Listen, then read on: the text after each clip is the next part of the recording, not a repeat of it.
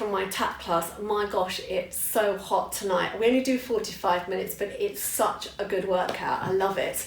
But anyway, on the way back, I was checking my emails and I had an email from one of our ballet students asking about what choreography we did in our Adult Beginners Ballet class this week. So just for you, Melanie, and anyone else who's watching who's interested to know what we do in our Beginners Ballet, here's some of our choreography. Hope you enjoy it. See you soon.